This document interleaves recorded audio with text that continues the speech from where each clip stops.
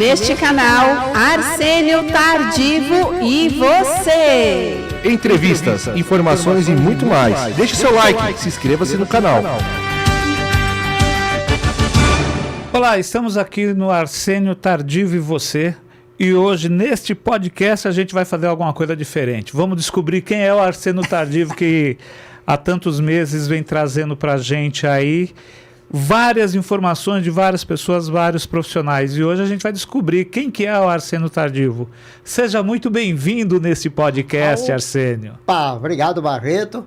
Hoje, me entrevistando aqui, é um prazer ser entrevistado por um professor e escritor, eu, corretor de imóveis, ser entrevistado pelo Carlos Barreto. Olha que orgulho. Que legal, bacana. E a gente quer saber um pouquinho de você, né? Há quanto tempo você é corretor de imóvel? E, detalhe, né? A gente só te conhecia como um apresentador de podcast. E hoje vamos conhecer um pouquinho. Como corretor. Então, foi o seguinte. Eu vim lá da roça do interior do Paraná, né? Vim com 23 anos de idade, no ano de 76. Virei metalúrgico, fui metalúrgico 20 anos. E depois desse período, veio a crise nas indústrias, no tempo do Fernando Collor, né? Então, naquela época, eu ganhava 15 salários mínimos por mês.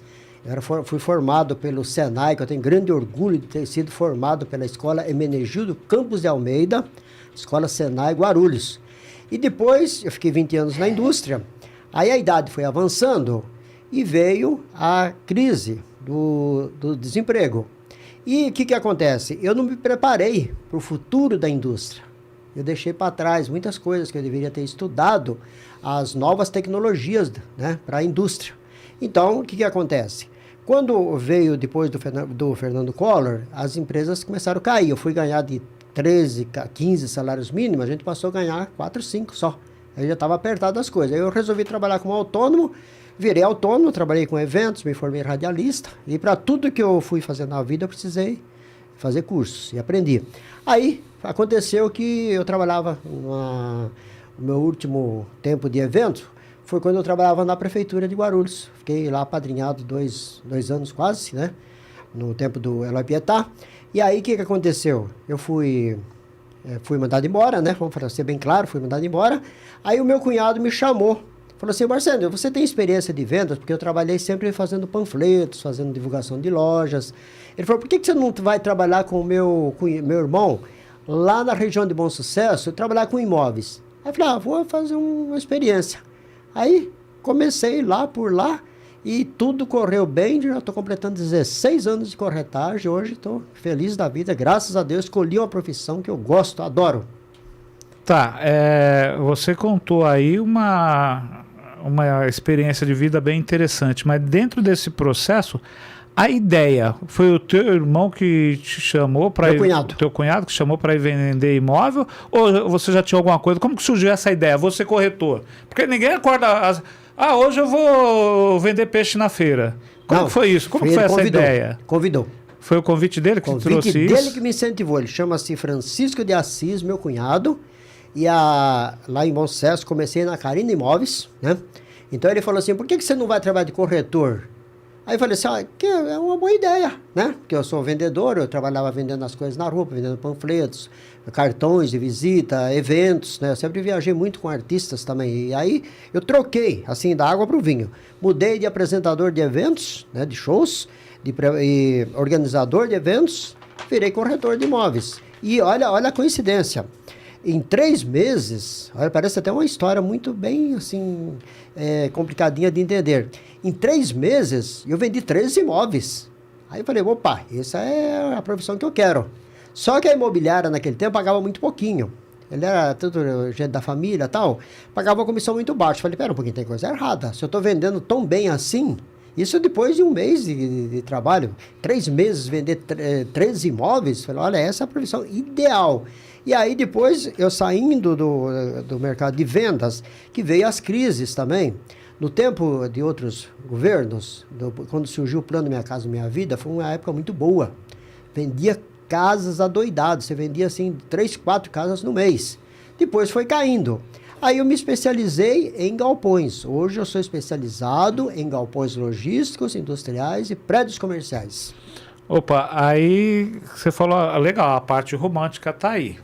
Mas e a obrigação? Porque eu posso ser corretor amanhã, então, pelo que você está falando, sair vendendo imóvel? Não, né? Qual é o dever, a obrigação do corretor? Olha, o corretor, isso é uma pergunta fundamental.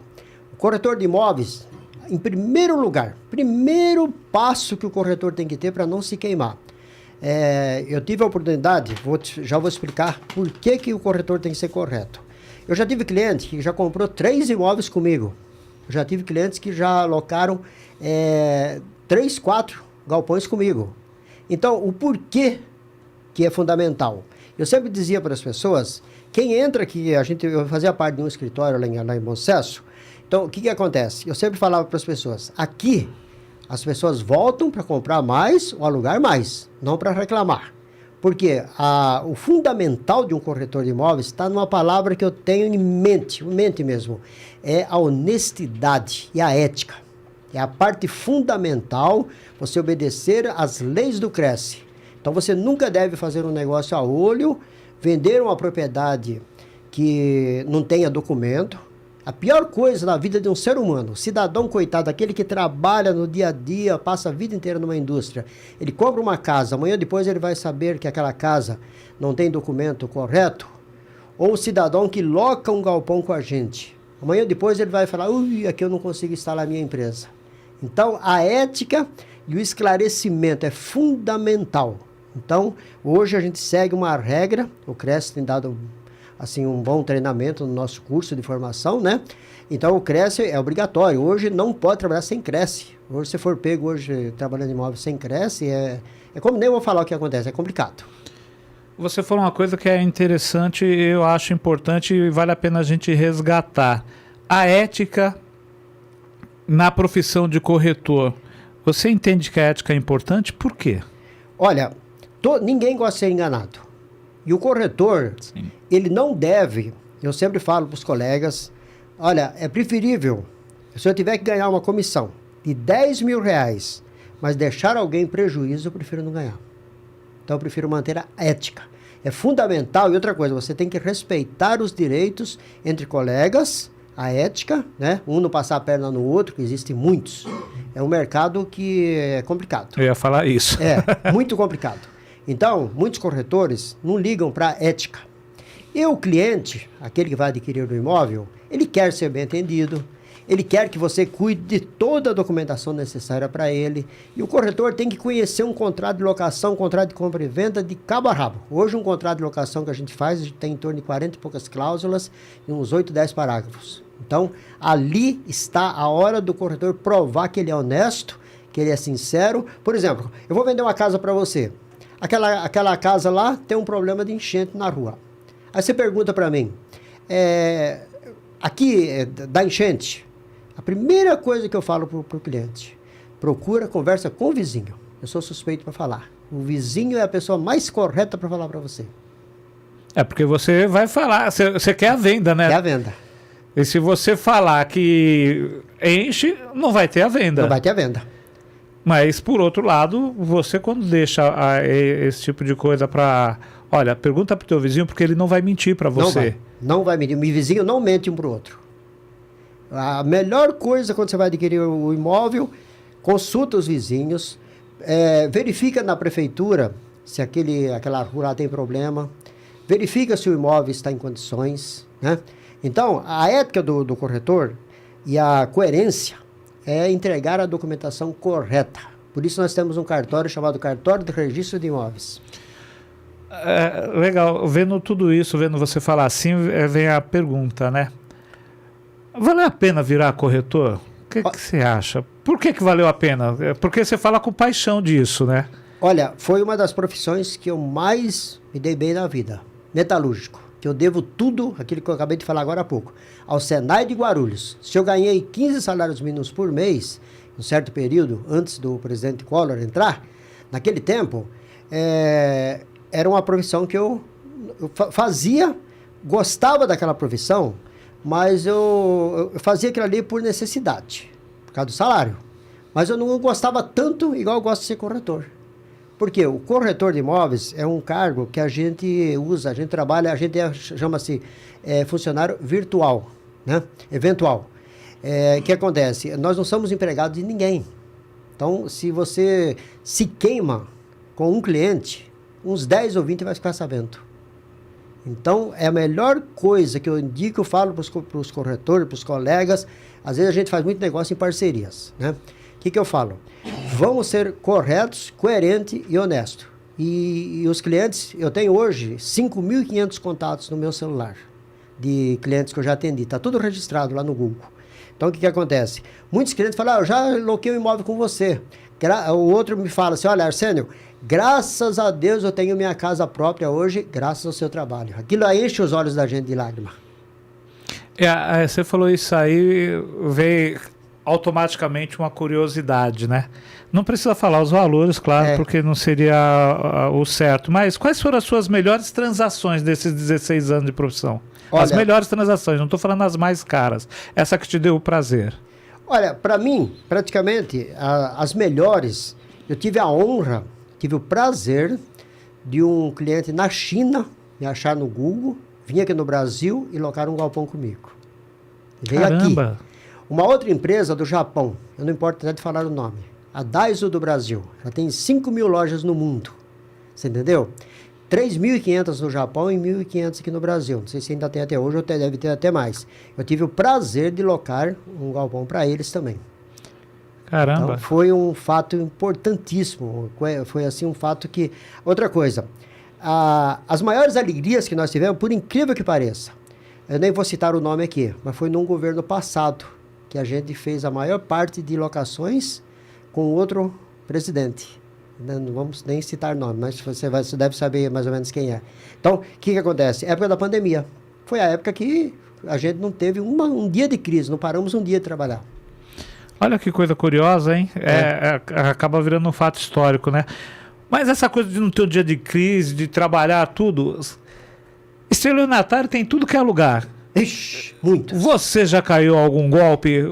O corretor, de maneira geral, tem que tomar cuidado para não cair em golpe de estelionatários? Muito cuidado, porque, veja bem, hoje, dentro de cartórios, eu vou até citar aqui, porque eu tenho como provar que existiu dentro de cartório, não é que daqui de Guarulhos. Pelo amor de Deus, eu conheço todo mundo aqui em Guarulhos. Dentro de cartório, existe quem faça uma procuração falsa e existe documento falso. Porque, veja bem, o estelionatário, ele pega, você coloca um imóvel para vender, o estelionatário ele vai e pega uma procuração sua para vender. Isso você passa a procuração para quem vai assinar. Só que o estelionatário, ele cria uma procuração sem o seu consentimento e pode vender o seu imóvel para alguém por aí. Então nós já tivemos casos grandes, de áreas grandes que a gente vendeu, e a pessoa que fez a venda, que recebeu o dinheiro, tudo, ele não era o proprietário. Então existia um caso em que o cartório foi processado, responde na justiça até hoje, né? E nós, corretores, somos vítimas.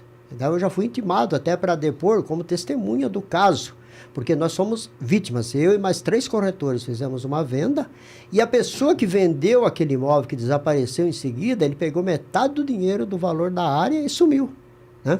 E nunca mais apareceu. Então, o que a gente faz agora? Quando a gente vai pegar uma procuração, primeira coisa que a gente faz, até o cartório, verifica se aquela procuração é autêntica, veja a matrícula do imóvel. Por isso existe um cartório de registro de imóveis, ali não passa nada. Porque, veja bem, com uma escritura na mão, você pode vender para 2, 3. Só que o registro equivale.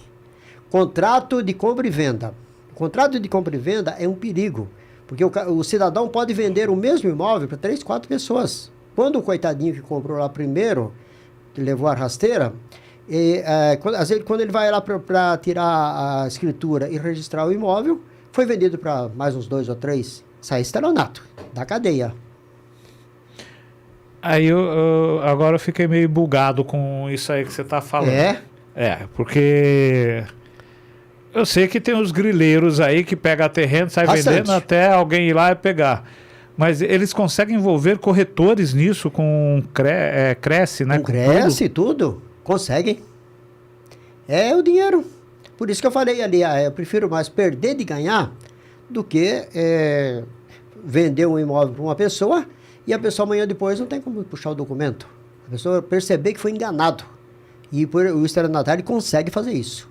Agora, o contrato de locação tem que ter muito cuidado. Na hora de assinar um contrato de locação, verifique quem é o que assina aquela escritura para você. Na hora de você vai assinar um contrato.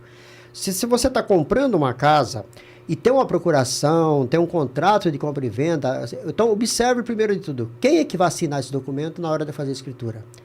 Eu posso registrar essa escritura? Então o corretor tem que ser coerente, explicar tudo para o cliente, para o vendedor e para o comprador. Porque o vendedor, muitas vezes, ele não tem nem noção do que ele está vendendo. Ele sabe, ele quer vender. Aqui eu estou vendendo aqui, mas está tudo bem, está perfeito.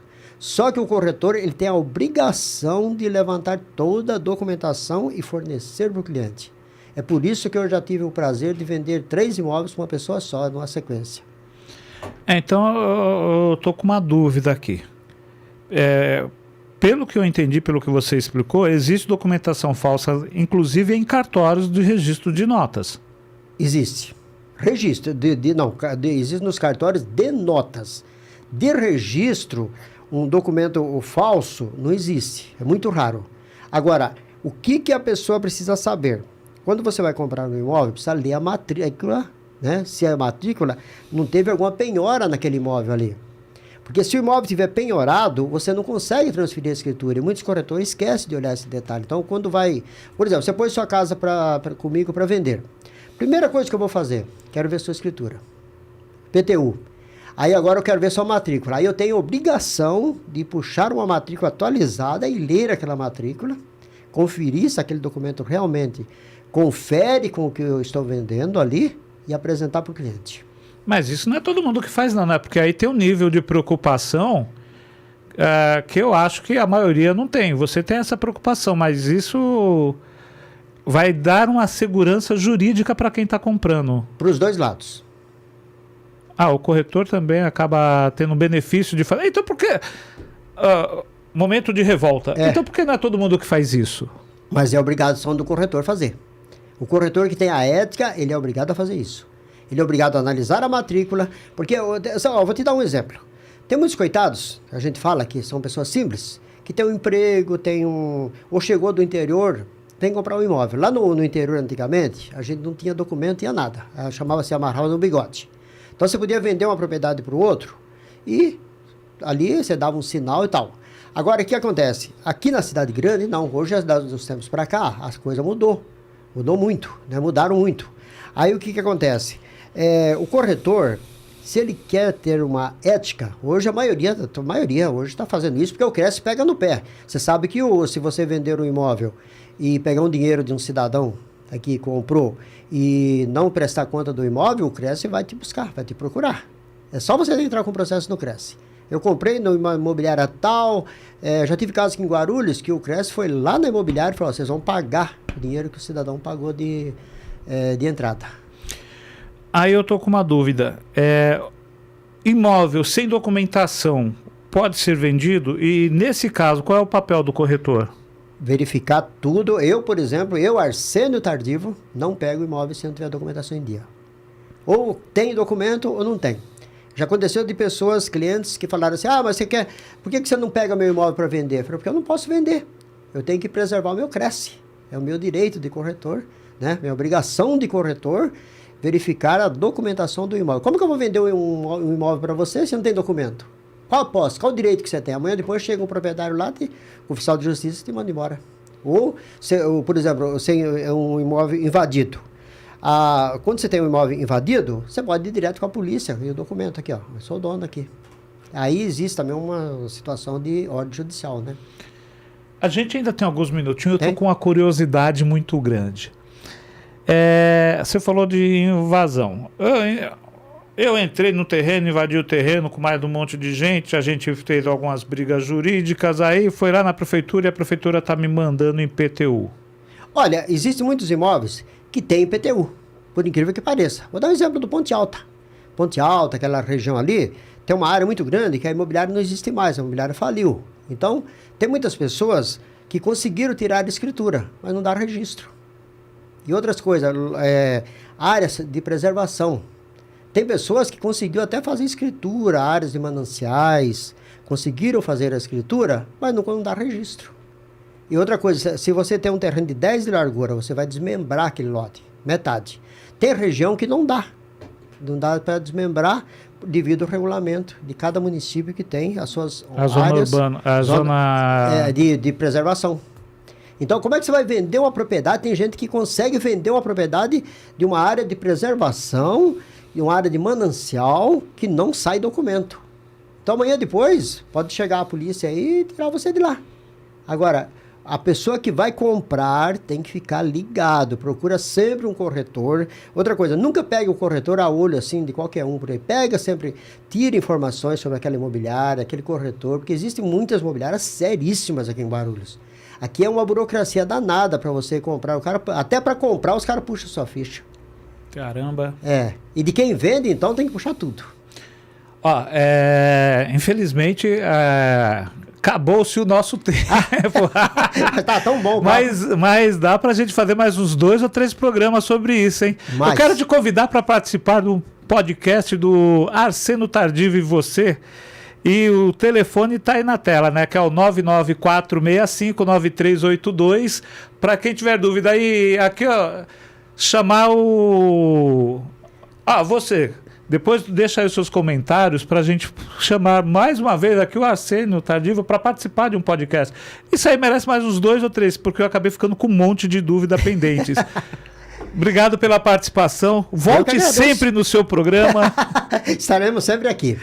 E você, um abraço, fica com Deus, até breve. E compartilha isso aí para quem quer comprar terreno, principalmente, porque eu acho que é bem interessante. Um abraço, até breve. Tchau, Brasil.